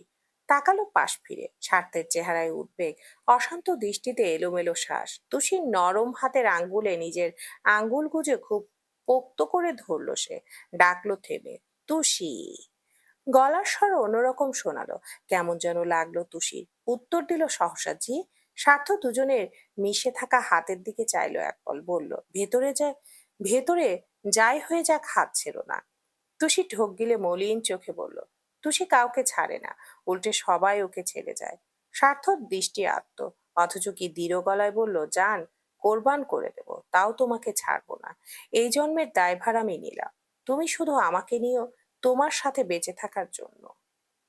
সৈয়দ বাড়ির ভোর সন্ধে সব একই রকম হয়, গতানুগতিক হইচইহীন, তবে ব্যস্ততা থাকে পুরো দোস্তর। কিন্তু আজের তাল গতি থিতিয়ে বসলো সকলের চিন্তা আর উদ্বেগের কাছে। বাড়ি থেকে কেউ বের হয়নি, সাইফুল বা সৈকত কেউই যেতে পারেনি কাজে। মৃত্যু ইউসাও নিজেদের ক্লাস মিস করে গেল। তনিমা আর রেহনুমা দুজনেরই দশায় একই রকম বলা যায়। গোটা বাড়ির অবস্থা ভালো নয় আজ। তবে এখন অব্দি একটা ব্যাপার নিশ্চিত সকলে, স্বার্থ তুষি বোধহয় একই সাথে আছে। বোধহয় অয়নি ঠিক বলেছে কাল থেকে, না হলে দুজনের কেউই বাড়িতে ওই একটা সময় ধরেই নেই। কেউ ফেরেনি গতকাল, কারো খোঁজ নেই। এতটা কাকতালীয় হতে পারে কখনো? আসমা খাবার টেবিলে এটো বাসন কুসন গোছাচ্ছে। সন্ধে এখন, একটা হালকা পাতলা নাস্তার পাট চুকেছে কিছু সময় হলো। বাড়িতে অতিথিরা কেউ নেই, সবাই নিজেদের লোক। তবে রোকসানা শ্বশুর বাড়ি যাননি। গতকাল নাসিরের সাথে একটা তর্কযুদ্ধের পর জেদ করে মেয়ে সহ রয়ে গেছেন এখানে। ভেতর ভেতর দুশ্চিন্তা তার নিজেরও কম কিছু নেই। স্বার্থ যদি সত্যি তুষিকে নিয়ে থাকে, আইরিনের কি হবে? মেয়েটা তো বিধ্বস্ত হয়ে যাবে। যতই রাগ করে বলুক বিয়ে দেবেন না, স্বার্থ একবার ক্ষমা চাইলে তো সব ঠিক করা যেত। কিন্তু এখন যদি হাতে আর উপায় না থাকে, আইরিনকে সামলাবেন কি করে তিনি? ভদ্রমহিলা একবার বড় ভাইকে দেখলেন, সৈকত গতকাল থেকে চুপচাপ হয়ে আছেন। এই প্রসঙ্গে একটা বাড়তি কথা তার মুখে নেই। অবশ্য স্বার্থর যে কোনো ব্যাপারেই কম জড়ান তিনি। হয়তো তুষি জড়িত না থাকলে এতটুকুও কথা বলতেন না। আপাতত সবকিছু থমথমে নীরব এখানে। সবাই প্রতিদিনকার মতো চা নিয়ে বসলেও নির্বাক সকলে। ইউসার মুখটা শুকনো, খুব বিষণ্ণ চেহর, চোখের পানে তাকানো যাচ্ছে না। ভেতর ভেতর সাংঘাতিক মুচড়ে গেছে বেচারি। একে তো নিজেকে সবকিছুর জন্য দায়ী মনে হচ্ছে, তার উপর অয়নের এই ছটফট করে মরা। এসব দেখে বুকটা ধসে যাচ্ছে ওর। কষ্ট হয়, পৃথিবী কেমন শূন্য শূন্য লাগে। গতকাল তুষিকে খুঁজতে জামিলের সাথে বের হওয়ার পর অনেক রাত করে ফিরেছিল অয়ন। টলমল পায়ে সোজা ঘরে গিয়ে দরজা বন্ধ করে দিয়েছে। সেজন্য ইউসা কাছে যেতে পারেনি, দুটো কথাও হয়নি। আর তারপর সকাল হতেই আবার বেরিয়ে গেল অয়ন। ফিরল দুপুর নাগাদ। এখন ঘড়িতে ছুঁই ছুঁই করছে 6টার কাটা, অথচ এখনো নিচে নামেনি সে। কতবার কতজন গিয়ে ডাকলো, দরজা ধাক্কালো, খোলেইনি। ইউসা চা খেতে খেতে কয়েকবার ব্যাকুল চোখে সিঁড়ির উপরের দিকটা দেখলো। অয়ন ভাই কি করছে, ঠিক আছে তো? দরজার ওপারে আবার ছটফট করছে না তো তুষির জন্য? সেটাই স্বাভাবিক যদিও। ভালোবাসা না পাওয়ার জ্বালা ওর থেকে ভালো কে জানে। অয়ন ভাই এমন কষ্ট পাক ইউসা চায়নি। তুষিকে নিয়ে সুখে থাকুক খুব করে চেয়েছিল মেয়েটা। মেজো ভাইয়া তুষিকে অবহেলা করেছিল বলেই তো স্বেচ্ছায় নিজের ভালোবাসার মানুষকে ও তার হাতে তুলে দিতে চাইছিল। তাহলে কোত্থেকে কি ঘটে গেল এখন? কেন এরকম করলো তুষি? এদিকে হাসনার গলা দিয়েও খাবার নামছে না। দুর্ভাবনার তোরে বুক শুকিয়ে গেছে। স্টেশনে যেতে পারেনি কাল, বাড়ির ঝুট ঝামেলার জন্যই ফাঁকই পাননি। আবার জয়নবও সারাক্ষণ ওনাকে সঙ্গে সঙ্গে রেখেছেন, ঘুমিয়েছেন ওনার সাথে। হাসনা পালাবেন যে কপালে সেই ফুসরতটাও জোটেনি। সদর দরজা রাতে লক করা থাকে, চাবিও ছিল না। নাতনির দুশ্চিন্তায় চোখে অন্ধকার দেখছেন তিনি। তুষি বলে গেছিল ওই স্টেশনে বসবে। আবার অপেক্ষা করতে করতে একা হয়ে পড়েনি তো? বিপদ আপদ হলো না তো? নাকি বাকিদের কথাই ঠিক, নাচ জামাইয়ের সাথেই আছে তুষি? এসব সম্ভব কিনা হাসনা জানেন না। তবে বৃদ্ধা আজ ফজরের নামাজেও একচোট চেয়েছেন তুষি থাকলে যেন স্বার্থর সাথেই থাকে। মেয়েটা যে কি মাত্র অতিরিক্ত ভালোবাসে ওর পুলিশকে হাসনা জানেন। জানবেন না, নিজের এই দুই হাতে যে মানুষ করেছেন ওকে। বৃদ্ধার ধ্যান ভাঙলো রোকসানার কণ্ঠে শুনে। রয়েস হয়ে বললেন, তাহলে ছোট ভাইজান কি করবে এখন? মেয়ে খুঁজতে বের হবে না? সাইফুল দীর্ঘশ্বাস ফেলে বড় ভাইয়ের দিকে তাকালেন, যেন শুনতে চাইলেন সে কি বলে। সৈকত তখনও চুপ। যতই হোক ছেলে তো ওনার, কথা বলার মুখ কই। সাইফুল নিজেই মিনমিন করলেন, ভাবছি আরেকবার থানায় যাব। রোকসানা বললেন, গিয়ে আর কি করবে? ভালোই আছে তোমার মেয়ে। এখন আমারও মনে হচ্ছে অয়নি ঠিক, তুষি স্বার্থর সাথে পালিয়েছে। রেহানুমা বললেন, তাহলে দারোয়ান তো স্বার্থকে যেতে দেখতো, দেখেনি বলছে। আর ওরা একসাথেও তো বের হয়নি। আমার মনে হচ্ছে না স্বার্থ এরকম কিছু করবে। তাহলে অন্তত আমাদের জানাতো, তাই না বলুন আম্মা? আমরা যে চিন্তা করব স্বার্থ বুঝবে না? বুঝবে তো আপা, তাই না বলো? তনিমা থমথমে গলায় বললেন, আমি কিছু জানি না। আজব একটা ছেলে জন্ম দিয়েছি, কখন মাথায় কি চেপে বসে নিজেও বোঝে না। মা হয়ে আমিও বুঝি না। করুক যা ইচ্ছে করুক, আমি এখন শুধু অয়নটাকে নিয়ে ভাবছি। যদি সত্যি স্বার্থ এরকম কিছু করে, দুই ভাইয়ের মধ্যে যে ফাটল ধরবে তাতে কোনো সন্দেহ নেই। বাড়িতে আবার নতুন অশান্তি হবে, উফ। রুকসানা বিদ্রুপ করে বললেন, ছেলে মেয়ে ঠিক করে মানুষ না করলে এরকমই হয় ভাবি। আমার আইরিনকে দেখেছো? আমার মুখের উপর কখনো কথা বলে? সেখানে তোমাদের ছেলে মেয়ে তোমাদের পাত্তাই দেয় না। জয়নব ধমকালেন আস্তে করে, আহ, আবার শুরু করেছো? আমি কিছু বললেই খারাপ শোনায় মা। আর এ বাড়িতে যা হচ্ছে তা কি? স্বার্থ যে একটা জঘন্য কাজ করলো সে নিয়ে কাউকে কিচ্ছু বলতে দেখলাম না। ওর জন্য আমি এখন আমার শ্বশুর বাড়ি মুখ দেখাবো কি করে? না হয় রাগ করে বলেছিলাম বিয়ে দেব না, তাই বলে কি একবারেও তো সব শেষ করে দিইনি। আর স্বার্থ বা কি করলো? আমার মেয়েকে বিয়ের আশা দেখিয়ে আরেকজনকে নিয়ে পালিয়ে গেল, ছি। আইরিনের চোখ মুখ আরো মলিন হয়ে গেল। চুপ করে টেবিলের দিকে চেয়ে রইল সে। মেয়ের মুখের দশায় রোকসানার বুকের চাপ বাড়লো আরো। শওকত বললেন, এবার এই আলোচনাগুলো এখানেই থামাও। কাল থেকে শুনে শুনে অতিষ্ঠ আমি। আগে দেখি কে কি করেছে। দুটোতে যেখানেই থাক, বাড়ির তো ফিরতেই হবে। তখন না হয় সবাই মিলে আবার শুরু করো। আর ভালো লাগছে না। ইউসা খুব নিচু গলায় বলল, বড় মা, অয়ন ভাইকে আরেকবার ডাকলে হতো না? কিছু খেলো না সারাদিন। হ্যাঁ তাই তো। ও আপা, যাবো আমি? আমার যে কি ভয় লাগছে, উফ। অশান্তির শেষ নেই। রেহনুমা এগোতে নিলে হাতটা টেনে ধরলেন তনিমা, সাথে ভুরু দিয়ে উপরের দিকে ইশারা করলেন তিনি। ইউসা চকিতে ফিরল পেছনে। অয়ন গায়ে শার্ট পরতে পরতে দ্রুত পায়ে নামছে, চুলগুলো অগোছালো, লাল হয়ে মুখখানা ফুলেছে একটু। বোঝা যাচ্ছে অনিদ্রার একটা বিনোদ দিন রজনী পার করেছে ছেলেটা। কাছাকাছি আসতেই তরিমা বললেন, অয়ন, এখন আবার কোথায় যাচ্ছিস? এই তো একটু আগে এলি। ও ব্যতিব্যস্ত বলল, তুষিদের বস্তিতে কিছু খেয়ে। অয়ন পুরো কথা শুনলো না। এগুলো লম্বা লম্বা পায়। শওকত চাপা শ্বাস টানলেন। সকলেই বুঝলেন অয়ন আবারও তুষিকে খুঁজতে যাচ্ছে। কিন্তু হাসনার ভীষণ মায়া হলো। কাল থেকেই তো অবস্থা দেখছেন অয়নের। এইবার আর চুপ থাকতে পারলেন না। তড়িঘড়ি করে বললেন, তুষি ওইখানে নাই, যাইও না তুমি। অয়ন দৌড় অব্দি গিয়েছিল, থামলো সহসা। ফিরে চেয়ে ভুরকুচে বললেন, এর মানে আপনি জানেন ও কোথায়? হাসনা থতমত খেয়ে গেলেন। আমতা আমতা করে বললেন, আমি? না না, আমি জানি না। আমি কেমনে জানবো? কিন্তু সাত তাড়াতাড়ি চেহারায় মিইয়ে যাওয়া ভাব লুকাতে পারেননি তিনি। অয়নের সন্দেহ হলো। ভূতের ন্যায় এসে দাঁড়ালো ওনার সামনে, চড়া কণ্ঠে বলল, তাহলে আপনি জানেন? আই এম ড্যাম শিওর আপনিই জানেন। বলুন দাদি, বলুন তুষি কোথায়? রেহনুমা তনিমা অবাক হয়ে বললেন, খালা, আপনি সত্যি জানেন? ইউসাব বলল, জানলে বলে দিন দাদি। সবাই তো চিন্তায় আছে, তুষি কি মেজো ভাইয়ের সাথে গিয়েছে নাকি নিজের ইচ্ছেতে কোথাও গিয়েছে? জয়নাব শুরু থেকে প্রত্যেককে এক এক প্রশ্ন করলো। একটা মোক্ষম জেরার কবলে পড়ে হাসনার মাথা ভন ভন করে ওঠে। হাত পা ঘেমে যায়, কি বলবেন কি করবেন দিশা হারিয়ে ফেললেন। বারবার ঢোক গিলতে দেখে অয়ন চোখ লাল করে বললেন, আপনি কাল থেকে আমাদের মিথ্যে বলছেন তাই না? তুষি কোথায় আপনি বলবেন নাকি? সে সময় সদর দোর খোলা ছিল। রাত নেমেছে, অন্ধকারও বসেছে অল্প স্বল্প। করিডোরে জ্বালানো বাল্বের আলো ঠিকরে পড়ছে চৌকাঠের বুকে। সেই আলো একটা দীর্ঘদেহী কালো ছায়া ভেসে উঠল মেঝেতে। খুব নিচু স্বরে ডাকলো, মা। কথাবার্তা থামলো সেখানেই। ডাক শুনে তুরন্ত ফিরে চাইলো সকলে। অতগুলো দৃষ্টি, অতগুলো মানুষ, চমকে উঠলো অমনি। শেরওয়ানি পরা স্বার্থ নিস্পন্দন চোখ দুটো ঘুরিয়ে প্রত্যেককে দেখলো একবার। তনিমা ফ্যাল ফ্যাল করে ছেলের আপাদমস্তক দেখে বললেন, স্বার্থ, তুই এই এই সাজে কেন? সাইফুল হড়বড় করে বললেন, তুই কই ছিলি সারা রাত? তুই কি জানিস তুষি কোথায়? প্রশ্ন শেষ হয়, উত্তরের আশায় থাকে সকলে। এক দু সেকেন্ড বাদেই স্বার্থর চওড়া পিঠের আড়াল থেকে মাথা নিচু করে বেরিয়ে আসে তুষি, চোখ পায়ের পাতায় রেখে দাঁড়ায় ওর পাশে। পরনে বইয়ের শাড়ি, মাথায় এক হাত ঘোমটা, মুঠের ভেতর স্বার্থের খসখসে হাত ঢুকে আছে। ওই বাঁধন গলে বাতাস যাতায়াতের জায়গাও বন্ধ। দুজনকে পাশাপাশি এমন বরকনের বেশে দেখে কার কি হলো জানা নেই, তবে প্রকাণ্ড শব্দে একটা দুর্নিবার বাজ এসে অয়নের মাথার উপর পড়ল। দাও দাও আগুনের শিখায় যেন ঝলসে গেল সে, কিংকর্তব্য বিমূঢ় নয়নে দুপা পিছিয়ে গেল ছেলেটা। কাপা কাপা বুক নিয়ে একবার স্বার্থকে পাশে দাঁড়ানো টুসি, আর তারপর দুজনের হাতের বাঁধনকে দেখলো অয়ন। রুকসানা আর্তনাদ করে উঠলেন, এ কি, এ কি, এ কি! তোমাদের দুজনের সাজসজ্জা এরকম কেন?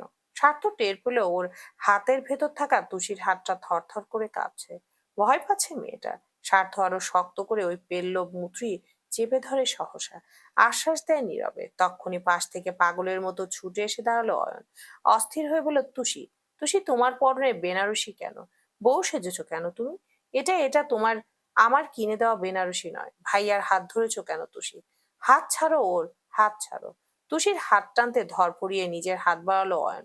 সঙ্গে সঙ্গে ওর কবজি চেপে ধরলো স্বার্থ, ছুঁড়ে মারলো। অথচ শান্ত স্থূল স্বরে বলল, ও আমার স্ত্রী অয়ন, এভাবে ওকে ছুবি না।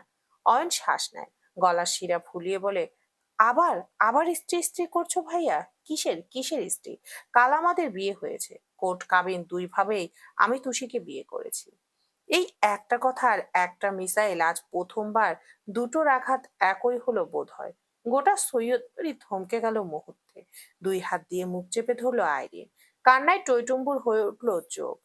অয়নের পায়ের জমিন সরে যায়। টালমাটাল দুনিয়া নিয়ে এক পল, কিছু পল বাকরুদ্ধ ন্যায় চেয়ে রয় সে। ভীত সমস্ত চোখে ঢোক গিলল ইউষা। কি হবে এখন? অয়ন ভাই কি করবে? ভাবলেই ওর মাথা ফাঁকা হয়ে যাচ্ছে। জয়নব কপাল কুঁচকে বললেন, বিয়ে করেছো? কেন, কিসের জন্য? ছোট ভাইয়ের হবু স্ত্রীকে এভাবে লুকিয়ে নিয়ে বিয়ে করা কি তোমার শোভা পায় দাদু ভাই?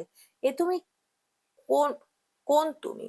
স্বার্থ বুক চিতিয়ে বলল, আমিই দিদুন, আমি স্বার্থ সৈয়দ, স্বার্থ আবরার। আর তোমার একটা ছোট্ট ভুল হচ্ছে, আমি আমার ছোট ভাইয়ের হবু বউকে বিয়ে করিনি। এ বরং অয়ন তার বড় ভাইয়ের স্ত্রীকে বিয়ে করতে যাচ্ছিল। সৈকত ক্ষেপে বললেন, ইয়ার কি হচ্ছে এটা? ফাজলামো হচ্ছে এখন। প্রথম দিকে মানি না মানি না বলে সবার কান ঝালাপালা করে বাড়ির পরিবেশ অতিষ্ঠ করে এখন স্ত্রী স্ত্রী ফেনা তোলা হচ্ছে। অয়নের সাথে তুষির বিয়ে হওয়ার কথা তুমি জানতে না? ঢং করছো? এত স্ত্রী স্ত্রী করবে তাহলে এই পরিস্থিতি অবধি ব্যাপারটা এনেছো কেন? তোমার জন্যই তো আজকের এই সিচুয়েশন তৈরি হয়েছে। তুমি শুরু থেকে তুষিকে মেনে নিলে আজ এরকম কিছু হতো? স্বার্থ শক্ত গলায় বলল, আমি আপনার সাথে কথা বলছি না, বেয়াদব। তুষির ভেতর ভেতর ছটফট করছিল। একবার ইউষাকে দেখছে, পরের বার অয়নকে দেখছে ও। ওদের বিয়ে কি হয়নি? ইউষার জামা কাপড় তো একই রকম, নতুন বউ তো এসব পরবে না। ও তরির দাদির দিকে চাইলো। দাদির চেহারায় অন্ধকার। চোখাচোখি হতে তুষি ভুরু উচালো। মুখ কালো করে দুপাশে মাথা নাড়লেন তিনি, বোঝালেন কাজ হয়নি। তুষির বুক ভেঙে গেল। হতাশার লম্বা ছাপ ভেসে উঠল মুখে। এত কিছু করলো যে জন্য, তাই হলো না। কিন্তু চিঠিটা অয়ন ভাই চিঠি পেয়েছে কি? রোকসানা তুচ্ছ তাচ্ছিল্য করে বলল, ছি ছি ভাইজান, এই স্বার্থকে নিয়ে গর্ব করতাম আমরা। আম্মা এই তোমার নাতি, ছি! স্বার্থ ভুরু কুঁচকে বলল, আমায় নিয়ে গর্ব করতে আপনাকে কেউ বলেছে? খুব বেশি খারাপ লাগলে চলে যান। রোকসানা তাজ্জব হয়ে বললেন, আমি যাব? এই তুমি কে আমাকে যেতে বলার? এটা আমার বাবার বাড়ি। তাহলে বাবার বাড়িতে বাবাকে নিয়ে কথা বলবেন। আমি আমার ব্যাপারে সবার নাক গলানো পছন্দ করি না। তুমি স্বার্থ একটা আস্ত বেয়াদব হচ্ছ দিন দিন। স্বার্থ লোক বুঝে আদব হয়, এটুকু বুঝতে আপনার এতদিন লেগে গেল? মাঝখানে চেঁচিয়ে উঠল অয়ন, সবাই চুপ করো, চুপ, সবাই একদম চুপ, কেউ কথা বলবে না এখানে, কেউ না। পরপর অয়নের কণ্ঠ ভিজে গেল কোনো ব্যথার তোড়ে। মোলায়েম স্বরে বলল, তুষি আমার দিকে তাকাও তুষি। ভাইয়া তোমাকে উল্টাপাল্টা বুঝিয়েছে, ম্যানুপুলেট করেছে তোমায়। জানতাম আমি এই ইগো বাসটা সব পারে। তুমি আমার সাথে এসো তো, আমরা আলাদা কথা বলি। অয়ন তুষির হাতটা যেই আবারও ধরতে গেল, আবার সেই হাত চেপে ধরল স্বার্থ। শীতল চোখে বলল, আমি কি বলেছি তোর কানে যায়নি? তুষি এখন বড় স্ত্রী, ও তোর বড় ভাবি। এখন থেকে ওকে ছুতে হাজারবার ভাববি। তার ছুরির ফলার মতো কথা সোজাসুজি অয়নের বুকে গিয়ে লাগে।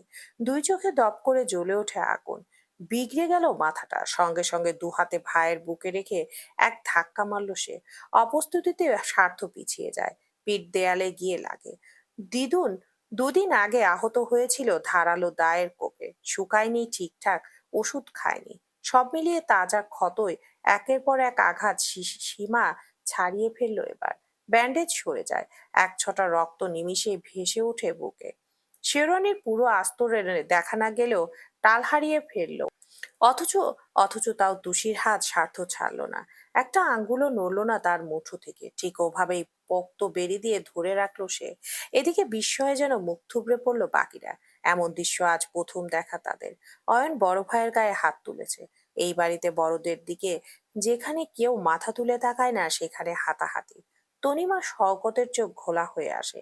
বাবা মা তো নিজের দুই সন্তানের মাঝে এরকম দ্বন্দ্ব কারো পানে সয়। টুসি নিজেও আঁতকে উঠল। হাহাকার করে স্বার্থর গায়ে বুকে হাত দিয়ে বলল, আপনি আপনি ঠিক আছেন? আপনি ঠিক আছেন? অয়নের মাথা জ্বলে যায় তুষির এত আহ্লাদ দেখে। হিসিয়ে এসে ভাইয়ের কলার চেপে ধরে সে। আরেক দফা হকচকায় সকালে। জয়নব চেঁচিয়ে ওঠেন, অয়ন! অয়নের কানে দাদুর ডাক যায় না। সে দাঁত মুখ খিচে বলল, ব্ল্যাডি চিটার! কেন করলে আমার সাথে এরকম? তোমাকে তো আমি ভালোবাসতাম, তাই না? কোনোদিন তোমার কোনো ক্ষতি করেছি? তাহলে আমার এত বড় ক্ষতিটা করলে কি করে? স্বার্থ চোখ বুজে দম টানলো। রক্তডাল কোটর মেলে চাইলো ধীরে ধীরে। তুষি কি করবে দিক দিশা পেল না। ফ্যাসফ্যাসে দম নিতে নিতে অস্থির হয়ে বলল, আপনি ছাড়ুন ওনাকে, দেখতে পাচ্ছেন উনি অসুস্থ। ছাড়ুন অয়ন ভাই। অয়ন কাতর চোখে চাইলো ওর দিকে, অনুনয় করলো, তুষি তুমি ওর হয়ে দরদ দেখিও না প্লিজ। প্লিজ তুষি, আমার কষ্ট হয়। ওর হাতটা ছাড়ো। অয়ন হাত ছাড়াতে আসে এই নিয়ে তৃতীয়বারের মতো। এবার আর স্বার্থ শান্ত থাকতে পারলো না। প্রচণ্ড এক থাপ্পড় মারলো ভাইয়ের গালে। তার রোদে পোড়া ট্রেনিং দেওয়া পুলিশি শরীরের প্রহার সামলাতে অয়নের একটু বেগ পোহাতে হয়। ওই এক থাপ্পড়ে কয়েক কদম হড়কে যায় সে। আরেক চোট আকাশ ভেঙে মাটির বুকে লুটিয়ে পড়ে সবাই। এ কি শুরু হয়েছে বাড়িতে? ভাই ভাই এমন দাঙ্গা কি স্বপ্নেও আনা যায়? ইউসাদ ছুটে ধরতে আসে অয়ন ভাই। পূর্বয়োগে ঠেলে সামনে থেকে সরিয়ে দিল পয়ন, যেন উচ্ছিষ্ট হটালো রাস্তা দিয়ে। মেয়েটা থুবড়ে পড়লো ছোপার উপর। অয়ন ভাইয়ের দিকে তেড়ে যেতে নিলেই তনিমা পত্রত করে দাঁড়ালেন। ধমকে বললেন, অয়ন থাম, ও তোর বড় ভাই। এত অসভ্য তো আমার ছেলেরা নয়। জয়নব বললেন, দাদু ভাই বড় ভাইয়ের গায়ে হাত তোলে কেউ? পাগল হয়েছে তুমি? অয়ন চিরবির করে বলল, বড় ভাই মাই ফুট। কোনো বড় ভাই ছোট ভাইয়ের বিয়ের দিন তার বউ নিয়ে পালিয়ে যায়, নিজে বিয়ে করে এক রাত কাটিয়ে আসে? কোন বড় ভাই? টুসি চিবুক নুইয়ে বলল, উনি আমাকে নিয়ে যাননি, আমি নিজে গিয়েছিলাম। অয়ন চোখ রাঙিয়ে বলল, তুমি চুপ করো। আমি জানি তুমি ওর হয়ে কথা বলবে। ও তোমাকে ব্রেন ওয়াশ করেছে না? তুমি তো ছোট একটা পুতুল টুসি। তুমি বুঝবে কিভাবে কে ভালো কে খারাপ? ওকে তুমি এখনো চেনোইনি। ও চায়নি তুমি ভালো থাকো, কারণ ও তোমাকে পায়ের জুতো বানাতে চেয়েছে। যেখানে সেখানে আমি তোমাকে মাথার তাজ বানাতে চেয়েছি টুসি। ও কি সেটা সহ্য করবে বলো? টুসি বিরক্ত মুখে অতৃষ্ট শ্বাস ফেলল, ঘুরে চাইলো স্বার্থর দিকে। বুকের জায়গাটায় হাত বুলিয়ে বলল, লেগেছে তাই না? কাল থেকে শুধু ব্যথাই পাচ্ছেন, একটু ওষুধ যদি। এত ঝড়ঝঞ্টার ভেতরেও স্ত্রীর দুচোখ ছাপানো আকুলতা দেখে স্বার্থর পান জড়িয়ে যায়। ঠোঁটের কোণে এক ফালি তৃপ্তি ভেসে উঠলেও ফোঁস করে শ্বাস ফেলল সে। ব্যান্ডেজটা বোধহয় রক্তে ভিজে উঠেছে। শেরওয়ানিটা ভেজা ভেজা তরলে লেগে যাচ্ছে অল্প। কিন্তু সেসব স্বার্থ মাথা থেকে ঝেড়ে ফেললো। তাকালো ভাইয়ের দিকে, কোমল গলায় বলল, অয়ন, পাগলামো না করে কথা শোন। তুই আমার ছোট ভাই, আমার আদরের। সায়ন চলে যাওয়ার পর আমি আমার সবটুকু দিয়ে তোকেই যত্ন করেছি। আমি চাইনি এভাবে কিছু করতে। আমি তোকে বারবার বুঝিয়েছিলাম, মানা করেছিলাম, তুই শুনিসনি। আর সেজন্যই। অয়ন বিদ্রুপ করে হাসলো, কথা কেড়ে নিয়ে বলল, এটা তোমার যত্ন? এটা তোমার আদর ভাইয়া? ছোট ভাইয়ের হবু বউকে নিজের বউ বানানো তোমার আদর? আর তোমার মনে তুষিকে নিয়ে যদি এতই প্রেম ছিল, তাহলে সেদিন তুমি আমাকে কেন বলেছিলে যে ওর প্রতি তোমার কিছু নেই? কেন বলেছিলে ওকে তুমি ডিভোর্স দেবে? তুমি ওসব না বললে আমি তো এগোতম না। তারপর মামুনি যখন তোমাকে আমার ঘরে বসে তোমাদের দ্বিতীয়বার বিয়ে দেওয়ার কথা বলছিল, তখন মানা করেছিলে কেন? চেঁচিয়ে চেঁচিয়ে কেন বলেছিলে তুষিকে আমি চাই না? কি, নাকি এখন সেটাও অস্বীকার করবে? অস্বীকার করবে তুমি? আমাকে বলনি ওসব? স্বার্থ কাঠখোট্টা জবাব দিল, বলেছিলাম, কিন্তু তোকে ওর প্রেমে পড়তে বলিনি। বলিনি আমি ওকে চাই না, মানে তুই ওর প্রেমে অন্ধ হয়ে যা। তোর নিজের সেন্স নেই? যার সাথে তোর বড় ভাইয়ের বিয়ে হয়েছিল তাকে তুই অন্য চোখে কিভাবে দেখিস? তুই একবারও জিজ্ঞেস করেছিলি তুষি আদৌ তোকে ভালোবাসে কিনা? তুই একবারও শুনতে চেয়েছিলি তুষি কি চায়? এত তুষি তুষি করছিস অথচ জানিসই না ও কাকে ভালোবাসে। বিয়ে করতে রাজি হয়েছিল বলেই ও তোকে ভালোবাসে, ব্যাপারটা কিন্তু এমন ছিল না। ছিল, আলবাত ছিল। তুষি আমাকেই ভালোবাসে। অয়ন ছুটন্ত ঘোড়ার বেগে ফের তুষির সামনে এসে দাঁড়ায়, ঠিক তুষির মুখোমুখি।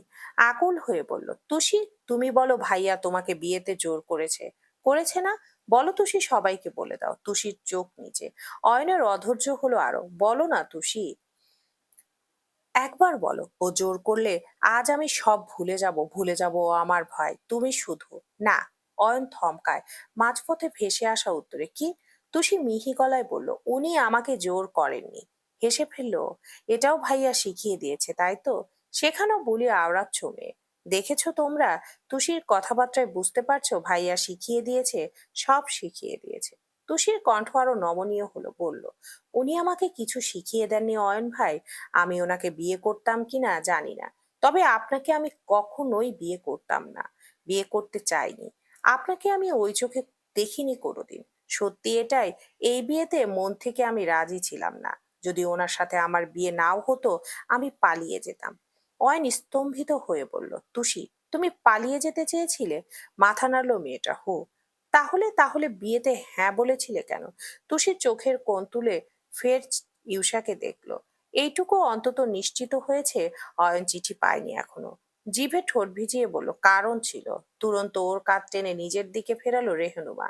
মেয়েটা তাকানোর সাথে সাথে একটা ঠাস করে চড় মারল গালে। অপস্থিতিতে তুষি ছিটকে গিয়ে স্বার্থর বুকের উপর পড়ল।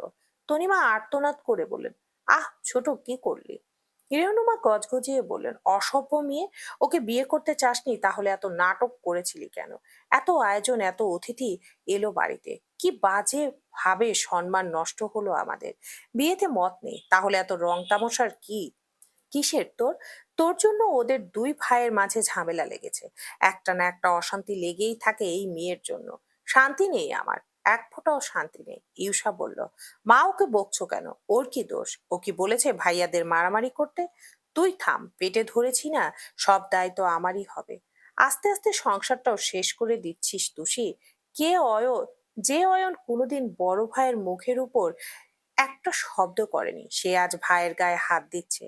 এসব কার জন্য? সব ঝামেলার মূল ও। প্রথম থেকে ছেলেটাকে আশা দিয়ে দিয়ে ও নাকি পালিয়ে যাচ্ছিল। নাটুকে মেয়ে একটা, ইচ্ছে করছে মেরে চাপার দাঁত ফেলে দিই। তুষি স্বার্থর বুকের সাথে মিশে রয়, মুখ গুজে ফুপিয়ে ফুপিয়ে কাঁদে। রেহনুমা আরো কিছু বলতেই যাচ্ছিল, স্বার্থ তপ্ত চোখে চিবুক কঠিন করে বলল, উহু, আমার স্ত্রীকে কিছু বলা যাবে না ছোট মা। যা বলার আমাকে বলো, শুনছি, কিন্তু ওকে কিছু বলা যাবে না। মানে যাবে না। তাহলে আমি কিন্তু এই পুরো সৈয়দ বাড়িতে বাড়ি জ্বালিয়ে দেবো আজ। সৈকত বললেন, হ্যাঁ তাই তো, এটাই তো পারো তুমি। বেয়াদবের বেয়াদব। বাড়িময় ঝামেলা বাড়িয়ে মান ইজ্জত খুইয়ে এখন স্ত্রী স্ত্রী করে রঙ্গ করছে। স্বার্থ মুখের উপর বলল, সে যাই করি নিজের বউ নিয়েই করছি, অন্তত আপনার মতো ঘরে একজনকে রেখে বাইরে আরেকজনের কাছে যায়নি। সৈকত থমকে গেলেন, চেঁচিয়ে উঠলেন আক্রোশে, স্বার্থ। স্বার্থ দাঁত কপাটি খিচে বলল, আমার মুখ খোলাবেন না। তনিমা অতিষ্ঠ হয়ে বললেন, চুপ কর, সবার সামনে এসব কি? এভাবে কেউ বাবার সাথে কথা বলে? উনি আমার বাবা নন, উনি আমার ভাইয়ের খুনি, আমার মায়ের দুর্ভাগ্যের কারণ, আমার তুষি। বাকিটুকু বলার আগেই শেরওয়ানি খামচে ধরে বাদ সাধল তুষি।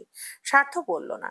ঢোক গেলার সাথে আজকেও গিলে ফেললো সব। সৈকত এরপর আর দাঁড়ালেন না এখানে। অপমানে চুর হওয়া মন নিয়ে হনহনে পায়ে ঘরের পথ ধরলেন। তারপরে কান্নার মুখে চেপে ছুটল আইরিন। রুকসানা দিশেহারা হয়ে মেয়ের পিছু নিলেন। ডাকলেন বারে বারে, কিউটি শোনো, দাঁড়াও। জয়নব বসে পড়লেন সোফায়। ক্লান্ত গলায় বললেন, আর নিতে পারছি না এসব। এইবার অন্তত অশান্তি শেষ হোক। তোমরা দুজনে বিয়ে করেছো, সম্মতি আছে না দুজনের? যখন সব সিদ্ধান্ত নিজেরাই নিয়েছো, আমাদের আর কি? আচ্ছা বেশ, মেনে নিলাম। এবার শেষ করো, শেষ করো এগুলো। অয়ন গর্জে বলল, না মেনে নিলাম মানে? কিসের মেনে নিলাম? আমি এই বিয়ে মানি না, মানি না, মানি না। তুষি আমার, আমার, আমার। বলতে বলতে টেবিলের কোণে লাথি মারল সে। ওপরের সব কাচের জিনিসপত্র মুহূর্তে ছিটকে নিচে পড়ে গেল। সাইফুল বললেন, শান্ত হও অয়ন, কি করছিস? মাথা ঠান্ডা কর, এখানে বড়রা আছে তো। অয়ন নিষেধ শোনে না, উদ্ভ্রান্তের ন্যায় বলে, তুষি তুমি ভাইয়াকে আবার ডিভোর্স দিয়ে দাও। ও একটা মাথা খারাপ ছেলে। দেখনি ওর ইগে, ও বদমেজাজি স্বভাব দেখেছো? বাবাকেও আজে বাজে কথা, তোমাকেও বলবে। ও তোমাকে ভালোবাসে না তুষি, ও তোমাকে একটু ভালো রাখবে না। আমি আমি আমি তোমাকে ভালো রাখবো আমি। তুমি যা বলবে, যেভাবে বলবে আমি সেভাবে চলবো। তুষির সারা শরীর অস্বস্তিতে ছিন্ন ভিন্ন হয়। এত এত গুরুজনের সামনে এসব কথাবার্তায় বিব্রত লাগে। সব থেকে বেশি বিব্রত লাগছে ইউষার জন্য। ও অদূরে ইউষার দিকে তাকালো। একটা পাথরের তৈরি মূর্তির মতো দাঁড়িয়ে আছে, চোখে জল নেই, তবু মুখখানায় রক্তের অভাব। শান্ত নয়ন, নিষ্পান খুব, সইতে সইতে আর বোধহয় কান্না টান্না পায় না। স্বার্থর মায়া হয় ভাইয়ের পাগলামি দেখে। এক কাঁধে হাত রেখে বলে, আয়ন শোন আমার। তুরন্ত হাতটা ছিটকে সরিয়ে দিল অয়ন। কথায় যেন বিস্ফোরণ ছুটে বেড়ালো। তুই আমার সাথে কথা বলবি না, তুই আমার কেউ না, তুই একটা স্বার্থপর। You are a selfish. Swartha বিহ্বল হয়ে বলল, তুই আমাকে তুই তুকারি করছিস? হ্যাঁ করছি। কি করবি? তুই নিজে নিজের সম্মান হারিয়েছিস আজকে। আর কোনোদিন আমি তোকে বড় ভাইয়ের চোখে দেখবো না, কোনোদিন না। স্বার্থ নিস্তব্ধ বনে চেয়ে রয়, তারপর হেসে ফেলে হঠাৎ, বলে, আচ্ছা দেখতে হবে না, তুষিকে ভাবির চোখে দেখিস তাহলেই হবে। অয়ন কটমটিয়ে ওঠে, কিছু বলতে গেলে কথা কেড়ে নিল। হুংকার ছুড়ল সিংহের ন্যায়, আঙ্গুল তুলে বলল, ব্যাস আর একটা কথাও না। অনেকক্ষণ ধরে তোর অসভ্যতা দেখছি আমি। আমি এখানে তোকে মানাতে আসিনি। ইনফ্যাক্ট তোকে কেন, কাউকেই মানাতে আসিনি। যার মানার হয় মানুক, না মানার না মানুক, আমার কিচ্ছু এসে যায় না। তুষি আমার স্ত্রী, আমার, আমার স্বার্থ আবরারের। আবার বলছি, তুষি আমার স্ত্রী। কথাটা যত তাড়াতাড়ি তোর মাথায় ঢুকবে তত ভালো হয়। আজ বড় ভাই হয়ে বোঝালাম, পরের বার এএসপি স্বার্থ আবরার হয়ে বোঝাবো। হজম করতে পারবি না। স্বার্থ উগ্র ষাঁড়ের ন্যায় তেড়ে উঠতে যায়। সাইফুল বাদ সাধলেন মাঝে, দু হাতে ওকে আগলে ধরে বললেন, অয়ন ঘরে চল। চাচ্ছু আমি, আমি এই বিয়ে, তুই চল এখান থেকে। ও চিৎকার করে বলল, আমি যাব না, বিয়ে মানি না আমি। চাচ্ছু আমার তুষিকে লাগবে। তুষির চোখ মেঝেতে, টলমল করছে জল। অবসন্ন গলায় বলল, কিন্তু আমি তো আপনাকে চাই না অয়ন ভাই। অয়নের ছটফটানি থামলো। নিষ্প্রভ চোখে চাইলো সে, আর্দ্র স্বরে বলল, কেন তুষি? আমি দেখতে খারাপ? আমার ইনকাম ভালো না? নাকি আমার যোগ্যতা নেই? ভাইয়ের থেকে আমার কম কি আছে তুষি? তুষি অসহায় মুখে বলল, আপনার সব আছে। সব থেকে বড় কথা, আপনি খুব ভালো ছেলে অয়ন ভাই। কিন্তু, কিন্তু আমি তো আপনাকে ভালোবাসি না। ভালোবাসা ছাড়া সংসার হয়? অয়ন নিস্তেজ গলায় বলল, তাহলে কি ভাইয়াকে ভালোবাসো তুমি? তুষি মাথা নুইয়ে রইল। একটু সময় নিয়ে বলল, আপনাকে ভালোবাসি না আমি, এটাই মূল কথা। আপনি আমার চোখে বড় ভাইয়ের মতো। এর বেশি আমাদের মাঝে কোনোদিন কিচ্ছু হওয়ার কথা আমি ভাবিনি। এখন আপনি যত বাড়াবাড়ি করবেন আমার চোখে আপনি তত নেমে যাবেন অয়ন ভাই। হাত জোর করছি, সব ভুলে যান। আমি আপনার ছিলামও না, হবও না। চলবে? ইনশাআল্লাহ।